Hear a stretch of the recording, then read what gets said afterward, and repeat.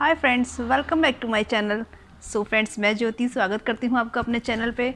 So friends, आज मैं आप लोगों के साथ शेयर करने वाली हूँ मेरे जो सेकंड डॉटर के टाइम पे सारे जो मुझे साइन एंड सिम्टम्स थे, है ना, किट से चेक करने से पहले मुझे क्या सिम्टम्स फील हुए थे और चेक करने के बाद जो मेरे को थ्रू आउट प्रेगनेंसी जो 9 मंथ तक जो मुझे सिम्टम्स चले, वो सब मैं आज आप लोगों के साथ शेयर करने वाली हूँ। तो नंबर 1, तो मैं एक चीज़ क्लियर करूँगी कि मुझे जो फर्स्ट डॉटर के टाइम पे मैंने जो इससे पहले वाले वीडियो मैंने आप लोगों को बता रखा है, उसमें मुझे जो है वो प्री कंसीविंग सिम्टम्स नहीं थे बिल्कुल भी। बट सेकंड के टाइम पे मुझे प्री कंसीविंग जो साइन होते हैं वो मुझे थे, तो मुझे थोड़ा बहुत अंदाज़ा आ गया था सेकंड के टाइम पे। तो वो क्या था, वो ये था कि मुझे हर टाइम मतलब एक हफ़्ता पहले, है ना, पीरियड मिस होने के एक हफ़्ता पहले मुझे ऐसा लगता था, पूरे दिन मुझे ऐसा फील होता था कि घर पे कहीं जो एलपीजी गैस है, हमारा जो गैस सिलेंडर है, ऐसा लगता था कि वो लीक हो चुका है। तो पूरे दिन मुझे एक स्मेल से जो है वो बनी रहती थी थ्रू आउट डे। तो मैं जब भी मैं कई बार जा जाके चेक करती थी कि हमारे घर में कहीं गैस लीक हो रही है, क्या हो रहा है, या कहीं आजू बाजू कहीं इधर किसी के वहाँ गैस लीक हो रही है। बट वो जब 1 दिन 2 दिन 3 दिन ऐसा हुआ तो मुझे पता चला कि वो नहीं, वो मुझे एक तरह से सिम्टम्स फील हो रहे हैं प्रेगनेंसी के। मुझे कहीं ना कहीं अंदाज़ा आ गया था कि यस, मैं प्रेग्नेंट हो चुकी हूँ। इसीलिए ये कंटिन्यू मुझे ये स्मेल जो है वो बनी हुई है। तो पहला मैंने आपको बताया कि मुझे प्री कंसीविंग जो है वो मुझे एक जो साइन था वो मुझे समझ में आ चुका था कि पूरे थ्रू आउट द डे मुझे एक स्मेल सी बनी रहती थी।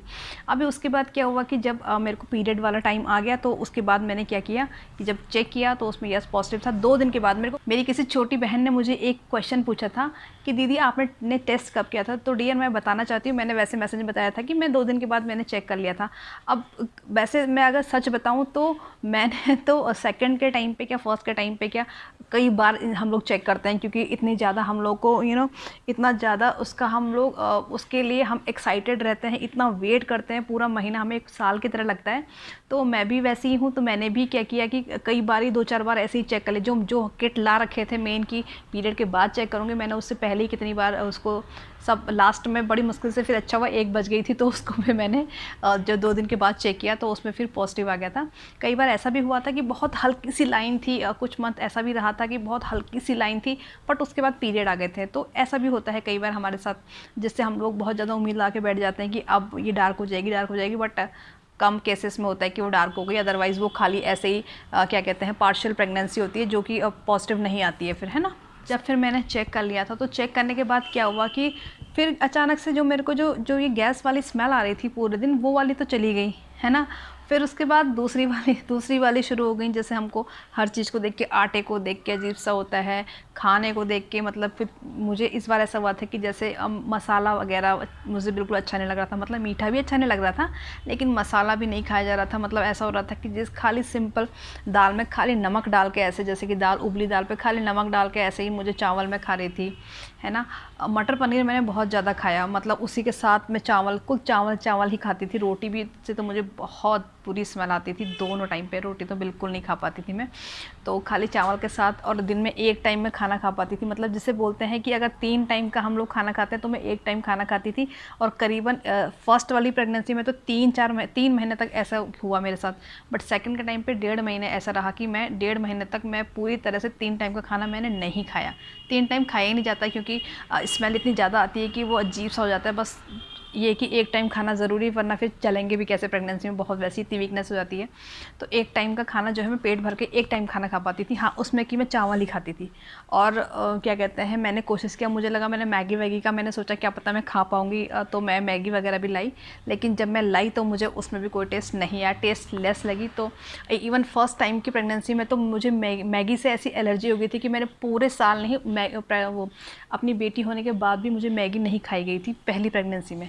और सेकंड में भी मुझे लगा कि शायद अच्छा लगेगा, थोड़ा चेंज हो जाएगा थोड़ा टेस्ट, लेकिन बहुत बुरा सा लगा, नहीं खाई गई मैगी बिल्कुल भी। एंड इसके अलावा जो है, ये तो था टेस्ट वाली बात की, मतलब ना मुझे मीठे को लेके कोई ऐसी क्रेविंग हुई स्पेशली, ना ही सॉल्टी को लेके हुई। थोड़ा बहुत अगर कुछ खाया तो सॉल्टी खाया थ्रू आउट प्रेगनेंसी, ठीक है, स्पाइसी नहीं। स्पाइसी को मेरे को ना फर्स्ट में स्पाइसी मेरे को पसंद आया, ना सेकंड में मुझे स्पाइसी पसंद आया, ठीक है। बट सॉल्टी यस, ठीक है, तो सॉल्टी के लिए बोल सकती हूँ मैं। एंड मीठा तो बिल्कुल भी ऐसा कुछ नहीं हुआ, ठीक है। और इसके अलावा जो है जो मैं सोया करती थी वो मैं अपने सीधे हाथ की ओर सोती थी, है ना, सीधे हाथ के मतलब मैं इतनी, क्योंकि अब होता है कि हमको पता है, हमें पता है कि डॉक्टर जो है हमेशा हमें बोलते हैं कि आप लेफ़्ट साइड सो ताकि बेबी को अच्छा ब्लड फ्लो हो, है ना। तो बेबी का अच्छा ब्लड फ्लो होगा, बेबी पे अच्छा ब्लड फ्लो होगा तो बेबी अच्छे से डेवलप होगा, तो बेबी को हेल्प मिलेगी इससे। अब ये पता है, लेकिन उसके बावजूद भी मैं इतनी कोशिश करती थी कि मैं जो है कैसे भी करके मैं जो है लेफ़्ट में सोऊं, लेकिन कितनी कोशिश के बावजूद भी ऑटोमेटिक ऐसा होता था कि जो मेरी खुद की मतलब मैं खुद को मेरी बॉडी पे कंट्रोल नहीं होता था, तो मैं खुद से ही ऑलरेडी जब मैं सोती मैं लेफ़्ट में थी, थोड़ी देर मेरे को नींद आएगी तो मैं देखती थी कि मैं फिर से राइट में आ गई हूँ, तो वो कंफर्ट ही नहीं होता था। तो जो शुरुआत में जो है वो मुझे कंफर्ट जो है वो राइट साइड सोने में ही होता था, है ना। जब मैं स्लीपिंग पोजीशन है बेबी गर्ल की वो राइट साइड वैसे मानी जाती है, तो मेरे को राइट साइड में ही कंफर्ट होता था, ठीक है। ये हो गया। और ये मुझे थ्रू आउट प्रेगनेंसी ही चला है कि मुझे जो स्लीपिंग पोजीशन है वो मुझे राइट में ही कंफर्ट रही है, ठीक है। लेफ़्ट में बिल्कुल भी कंफर्टेबल मुझे नहीं होता था, ठीक। एंड इसके अलावा जो है मुझे मेरे पैर जो है वो ठंडे रहते थे। दूसरी बेटी के टाइम पे मुझे ठंडे रहते थे, मतलब मेरा बीपी जो है हमेशा डाउन रहता था। जनरली भी मेरा बीपी मतलब थोड़ा कम ही रहता है, लेकिन प्रेगनेंसी के टाइम पे वो काफ़ी कम ही था मेरा। थ्रू आउट प्रेगनेंसी जो है मेरा बीपी काफ़ी कम रहा था। उसके लिए मैं कंटिन्यू ORS वगैरह ले लिया करती थी, है ना। और जब भी ज़्यादा लगता डाउन तो ORS पी लेती थी, तो उससे थोड़ा ठीक रहता था। थोड़ा बहुत अखरोट मैंने बहुत ज़्यादा खाए हैं, ब्यूटी के लिए बहुत अच्छे रहते हैं। हेल्थ बेनिफिट तो नो डाउट बहुत ज़्यादा है ही, but as per beauty point of view अखरोट बहुत अच्छे रहते हैं, तो अखरोट ज़रूर यूज़ करना। कुछ नहीं खा पाती थी, लेकिन पता नहीं कैसे ऑटोमेटिक अखरोट पे मुझे टेस्ट आता था, तो मैं अखरोट खा लिया करती थी आराम से। बॉडी पेन के लिए भी बहुत अच्छा रहता है, फेस के लिए भी बहुत अच्छा रहता है, और हेल्थ बेनिफिट तो नो डाउट बहुत ज़्यादा है। मुझे एक हेयर ग्रोथ मतलब मुझे हेयर फॉल बिल्कुल भी नहीं हुआ, बिल्कुल भी एक भी बाल नहीं गिरता था पूरी प्रेगनेंसी में। और हेयर ग्रोथ थी वो वैसे ही ऑलरेडी इतने हैवी हैं, मतलब बहुत हैवी बाल हैं, इसी वजह से मुझे कटवाने पड़े, क्योंकि बच्चों के साथ जो है टाइम इतना होता ही नहीं है कि आप बाल भी बनाओ बैठ के, है ना। इतने लंबे बालों में कहाँ किसके पास टाइम है कि बैठ के बाल बनाएं। और जो बेबी का जो मोमेंट है, बेबी का मोमेंट मुझे जब मुझे स्टार्ट हुआ था वो मुझे 3rd मंथ में ही स्टार्ट हो गया था बेबी फील होना, है ना। और 4th मंथ आते आते मुझे जो मतलब पेट है वो बाहर को मुझे आने लग गया था। 4th मंथ में ही थोड़ा बहुत जो है पेट बाहर आने लग गया था। और मैंने फर्स्ट प्रेगनेंसी में भी मैंने 8 से 10 kg ही मेरा वेट बढ़ा था, और इस बार भी इतना ही बढ़ा था। बहुत ज़्यादा वेट तो मेरा नहीं बढ़ा था किसी भी प्रेगनेंसी में, बट पहली वाली में तो इसलिए नहीं बढ़ा होगा कि उस समय तो मैं कुछ बहुत बेड रेस्ट था, तो खाना पीना बहुत कम ही मैं खा पाती थी। इस बार इसलिए नहीं बढ़ा सेकंड वाले में कि इसमें मैं बहुत एक्टिव रही, पूरी प्रेगनेंसी पूरा एक्टिव। जो नींद वाली बात है, नींद भी मुझे बहुत ज़्यादा नहीं आती थी, मतलब ऐसा नहीं है कि बहुत ज़्यादा मुझे सोने का मन करता था, नॉर्मल था, मतलब ठीक ठाक जैसे मैं नॉर्मल डेज़ में रहती हूँ वैसे ही था नींद का। मतलब बहुत कम, मैं दिन में ना के बराबर सोती हूँ, तो दिन में तभी भी मैं ना के बराबर ही सोई पूरी प्रेगनेंसी में, ठीक। इसके अलावा जो सबसे पहले जो कहते हैं पैर कौन सा उठता है, लेफ़्ट राइट वाला, तो उसमें मेरे को जो स्टार्टिंग मंथ है उसमें मुझे क्या हुआ कि राइट वाले पैर में जो है वो मुझे पेन होने लगा था, है ना। मतलब रात में बहुत ज़्यादा पेन होता था।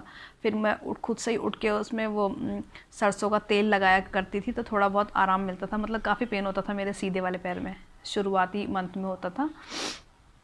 फिर उसके बाद क्या हुआ, कुछ टाइम जैसे 1 महीने वो सीधे पैर में रहा, फिर उसके बाद फिर वो उल्टे पैर में होने लगा, इस टाइप से। फिर बाद में मतलब ठीक हो गया था, लेकिन शुरुआत में होता था कभी सीधे पे कभी उल्टे पे। तो पैरों का तो इस तरह से रहा था, पैर का कुछ ऐसा कर्व फिक्स नहीं है कि सीधा ही वाला पैर या उठता था पहले या उल्टा वाला पैर उठता था, क्योंकि वो पहले जब सीधे वाले पैर में प्रॉब्लम थी तो वो उल्टा वाला पैर उठता था पहले, और जब उल्टे वाले पैर में प्रॉब्लम शुरू हुई तो सीधा वाला पैर उठता था पहले।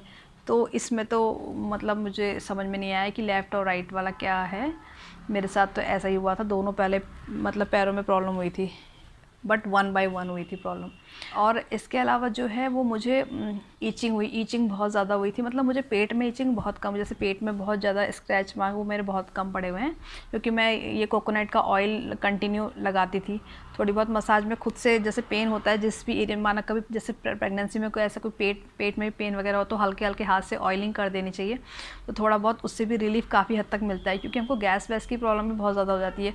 मतलब जो हमको जो ज़्यादा तक पेन होते हैं ना प्रेगनेंसी में, वो कई बार गैस वाले पेन होते हैं, लेकिन हमें लगता है कि वो बेबी से रिलेटेड पेन है, बट वो गैस वाले पेन होते हैं, है ना। और थोड़ा बहुत अपने हाथ से भी अपने बॉडी पे थोड़ा बहुत हल्के हाथ से जो है मसाज करते रहने चाहिए खुद से ही, क्योंकि किसी से किससे करवाएं, खुद से करने में फ़ायदा है, कर लेनी चाहिए। हाथ पैरों में, मतलब पैरों में तो करते रहना चाहिए, पेन रहता है काफ़ी, तो पैरों में थोड़ा बहुत, अपने ये कमर पे भी हल्का हल्का तेल लगाना चाहिए, पेट में भी थोड़ा बहुत तेल अपना लगाते रहना चाहिए, उससे भी काफ़ी आराम मिलता है। गैस की प्रॉब्लम भी मुझे काफ़ी हुई थी सेकंड के टाइम पे, गैस भी मुझे बन जाती थी। एक तो खाली पेट से भी बन जाती होगी क्योंकि सही से, और ज़्यादातर ये सब प्रॉब्लम शुरुआती मंथ में होती है, क्योंकि शुरुआती मंथ में हम लोग सही से खा पी नहीं पाते, इस वजह से थोड़ा ज़्यादा प्रॉब्लम हो जाती है गैस की भी।